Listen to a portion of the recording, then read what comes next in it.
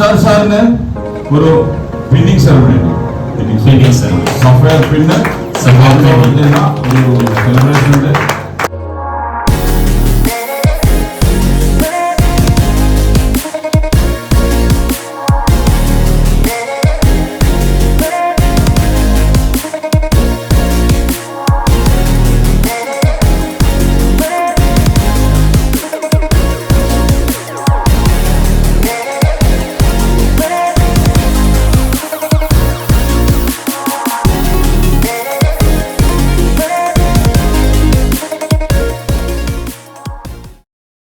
Thank you.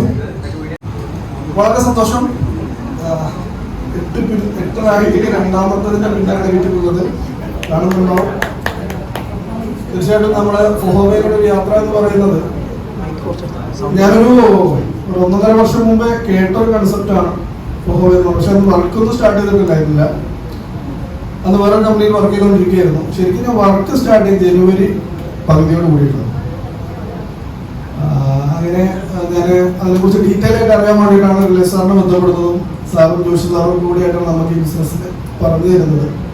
അപ്പൊ നമുക്ക് ഈ മേഖലയിൽ എക്സ്പീരിയൻസ് ഉള്ളത് കൊണ്ട് തന്നെ മറ്റു പല കമ്പനികളിലും വർക്ക് ചെയ്ത് പരിചയമുള്ളത് കൊണ്ട് തന്നെ ഇതിനെക്കുറിച്ച് കൂടെ പഠിക്കാൻ തയ്യാറായിരുന്നതാണ്.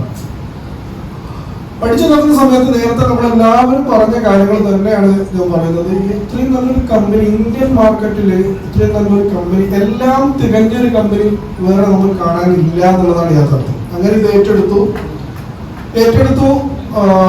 തുടക്ക സമയത്തൊക്കെ കുറച്ച് ബുദ്ധിമുട്ടൊക്കെ ഉണ്ടായിരുന്നു. നോമ്പ് സമയമായിരുന്നു അന്ന്. ജനുവരി കഴിഞ്ഞ സമയത്ത് നമ്മൾ എനിക്ക് സീരിയസ് ആയിട്ട് ഇറങ്ങുന്ന നോമ്പ് സമയത്താണ്. പക്ഷെ അന്ന് മനോസാർ കൊടുത്ത് പറഞ്ഞതുപോലെ നമ്മുടെ ആ ട്രിപ്പുള്ള സമയത്തായിരുന്നു. അപ്പൊ ഞാൻ അധികം വന്ന് ഞാൻ അച്ചീവ് ചെയ്യുന്നതിനപ്പുറമായിട്ട് നമ്മൾ കൂടെ വരുന്ന ആളുകൾ ഈ ഒരു പാഷന് ആയിട്ട് വരുന്ന അവരെ കൂടെ നിൽക്കാന്നുള്ളതായിരുന്നു.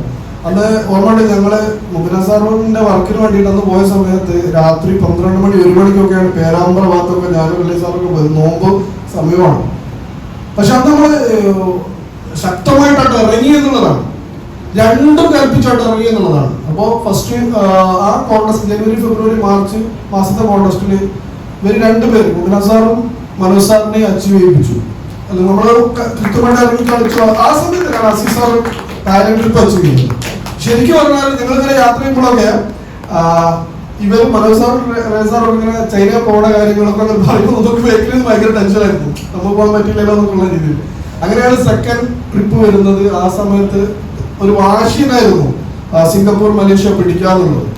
അത് ആ സമയം ആകുമ്പോഴത്തെ നമുക്ക് എന്ത് ചെയ്തു, ഫസ്റ്റ് റാങ്ക് എമറാൾഡ് കിട്ടി. അവിടെ സിംഗപ്പൂർ മലേഷ്യ ട്രിപ്പ് അച്ചീവ് ചെയ്തു. പിന്നീട് ഇപ്പോൾ റീസെന്റ് സെക്കൻഡ് റാങ്ക് സഫയറിലെത്തി. ഇപ്പൊ നമ്മൾ നടന്നുകൊണ്ടിരിക്കുന്ന കോൺടെസ്റ്റ് നിങ്ങളൊക്കെ പറഞ്ഞ രീതിയിലാണെങ്കിൽ നാളെ മറ്റന്നാളെ ചിലപ്പോൾ ഞാൻ അടിക്കും. മനസ്സിലൊക്കെ ഒക്കെയാണ്. എന്നാലും 1 വീക്ക് വരെ മാക്സിമം 10 ദിവസത്തിനൊക്കെ സാധ്യത ഉണ്ടെന്ന് വിചാരിക്കുന്നു. അപ്പൊ ഏതായാലും എനിക്ക് പറയാനുള്ളത്, നമ്മൾ വലിയൊരു ഓർഗനൈസേഷനാണ്. ഇന്ത്യയിൽ തന്നെ ഏറ്റവും ഫാസ്റ്റ് ആയിട്ട് മൂവ് ചെയ്യുന്ന, ഏറ്റവും കൂടുതൽ അച്ചീവേഴ്സ് ഉള്ള ഒരു ഓർഗനൈസേഷൻ ആയിരിക്കും ടീം ഓസ്കാർ ഇന്റർനാഷണൽ എന്നുള്ള കാര്യത്തിൽ ഒരു തർക്കമില്ല. അതിന് നമ്മൾ മാക്സിമം 1 ഇയർ എന്റെ ഒരു പ്ലാൻ, നമ്മളൊരു പ്ലാനിങ് മനസ്സിലാക്കുന്നത് മാക്സിമം 1 ഇയർ. കാരണം ഇത്രയും കൃത്യമായിട്ടൊരു സിസ്റ്റം ഫോളോ ചെയ്യുന്ന ഒരു ടീം എത്രത്തോളം ഉണ്ട് കേരളത്തിൽ ഉണ്ടാവില്ല എന്നാണ് ഞാൻ മനസ്സിലാക്കുന്നത്. പുറത്ത് ഉണ്ടെങ്കിലും കുഴപ്പമില്ല നമുക്കത്. കാരണം ഡയറക്ട് സെല്ലിങ്ങിനിടെ ഹിസ്റ്ററി എടുത്ത് പരിശോധിച്ചു കഴിഞ്ഞാൽ ഏറ്റവും ലോക്കൽ കമ്പനി ആവട്ടെ, ഏറ്റവും നല്ല കമ്പനി ആവട്ടെ, ഇന്ത്യയിലുള്ള ഏറ്റവും കൂടുതൽ സെയിൽ നടക്കുന്ന സ്ഥലം കേരളമാണ്. ഏത് ഡയറക്ട് സെല്ലിംഗ് എടുത്ത് പരിശോധിച്ചാൽ അവിടെ ഈ ഇത്രയും നല്ലൊരു പ്രൊഫൈലുമായിട്ട്, ഇത്രയും ക്വാളിറ്റി ഉള്ള പ്രൊഡക്റ്റും ഇത്രത്തോളം അട്രാക്ഷൻ ഉള്ള ഒരു പ്ലാനുമായിട്ട് വരുന്ന ഒരു കമ്പനിയുടെ തുടക്കക്കാരായ നമ്മൾ ആ രീതിയിൽ ഇന്നത്തെ നമ്മൾ ചെയ്ത് ട്രെയിനിങ് പോലെയുള്ള ട്രെയിനിങ് അറ്റൻഡ് ചെയ്തുകൊണ്ട് ഫാസ്റ്റ് ആയിട്ട് നമ്മൾ രണ്ടും കൽപ്പിച്ചായിട്ട് ഇറങ്ങാൻ തയ്യാറാവുകയാണെങ്കിൽ ഒരു സംശയവും വേണ്ട, ഒരു മാക്സിമം ഒരു അടുത്ത വർഷം ലാസ്റ്റോട് കൂടിയിട്ട് ഡയറക്ട് സെല്ലിംഗ് ഇൻഡസ്ട്രിയിൽ തന്നെ ഇന്ത്യൻ മാർക്കറ്റില് എന്താ പറയുക, ഒരിക്കലും എന്താ പറയാ പറയല്ലേ, നമ്മള് മയക്കപ്പെടാൻ പറ്റാത്ത ഒരു ചരിത്രമായിട്ട് നമ്മുടെ കേരളത്തിൽ നമ്മുടെ ടീമിലൂടെ വരും. അതെല്ലാ രീതിയിലേക്കും എത്താൻ നമുക്ക് സാധിക്കും എന്നുള്ള കാര്യത്തിൽ ഒരു താല്പര്യം എല്ലാവരും നമ്മൾ ഒരുമിച്ച് നിന്ന് നമ്മൾ സംസാരിച്ച എല്ലാ ആളുകളും പറഞ്ഞത് ഒരു കൂട്ടായ്മയുടെ ഒരു വിജയമാണ്. ഒരുമിച്ച് നിന്നാൽ മാത്രമേ വിജയിക്കുള്ളൂ. അപ്പൊ അതിനെല്ലാവരും ഉണ്ടാവുന്ന എനിക്ക് 100% ഉറപ്പാണ്. നമുക്ക് ഒരുമിച്ച് മുന്നേറാം. നമ്മളെ സംബന്ധിച്ചിടത്തോളം 24/7 ആണ് വർക്ക്, ഏത് സമയം അവൈലബിൾ ആണ്. പിന്നെ നമുക്ക് മുന്നോട്ടുള്ള 1-2 കാര്യങ്ങൾ കൂടി പറഞ്ഞുകൊണ്ട് നമുക്ക് പ്രോഗ്രാം വൈൻഡപ്പ് ചെയ്യാം. അപ്പൊ നമുക്ക് ഇപ്പൊ റെഗുലർ ആയിട്ട് നടന്നുകൊണ്ടിരിക്കുന്നത് നമ്മൾ സൂം മീറ്റിംഗ് ആണ്. നമ്മുടെ വീക്കിലി നടക്കുന്ന സൂം മീറ്റിംഗ് അത് ഇടയ്ക്കിടയ്ക്ക് നമുക്ക് മിസ്സായി പോകുന്നുണ്ട്. അത് നമുക്ക് റെഗുലർ ആക്കണം. നിങ്ങൾ എല്ലാ ആളുകളും അത് സഹകരിക്കണം. അതിന് MC ആയിട്ടും പ്ലാൻ പ്രസന്റേഷൻ ആയിട്ടും എപ്പോഴും ഞാനോ മുബിന സാറോ അല്ലെങ്കിൽ മാത്രമായി പോകരുത്, എല്ലാവരും വേണം. രണ്ടാമത്തെ കാര്യം എന്ന് പറയുന്നത് നമ്മുടെ BOP-കളാണ്. ഇപ്പൊ ഫിസിക്കൽ BOP നമ്മൾ ട്രിവാൻഡ്രം, എറണാകുളം, പിന്നെ കോഴിക്കോട്, കണ്ണൂർ ഇപ്പോൾ ഓൾറെഡി നമ്മൾ നടന്നുകൊണ്ടിരിക്കുന്നത് അത്രയാണ്. അത് നമുക്ക് ഒന്നുകൂടി എല്ലാ ഇപ്പൊ എക്സാമ്പിൾ പറയുന്നത് കണ്ണൂരിലുള്ള പ്രോഗ്രാം ആണെങ്കിൽ അവിടെ നമ്മളെ മറ്റു ടീമുണ്ട്, അവിടെ നമുക്ക് പങ്കെടുപ്പിക്കാം. അപ്പൊ കണ്ണൂരിലെ ടീമുകൾക്ക് എറണാകുളത്തെ ടീമുണ്ട്, എവിടെ പങ്കെടുപ്പിക്കാം. അങ്ങനെ ഒരു കൂട്ടായ്മയോടുകൂടി നമുക്ക് പോകണം.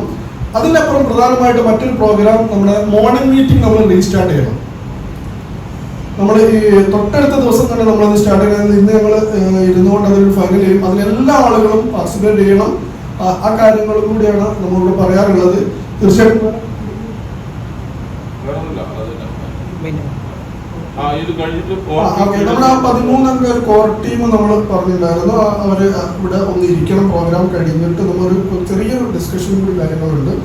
ഓക്കെ, എത്രയാണ് ഏതായാലും നമ്മുടെ എല്ലാവരുടെയും ഒരു കൂട്ടായ്മ സ്നേഹത്തിനൊരു വളരെ നന്ദി. പ്രത്യേകിച്ച് നമ്മുടെ ജോഷി സാറ്, ലിയസ് സാറ്, സേൽസ് രാമൻ സാറ്, എല്ലാ ലീഡേഴ്സിനും സ്പെഷ്യൽ താങ്ക്സ് പറഞ്ഞുകൊണ്ട് നമ്മുടെ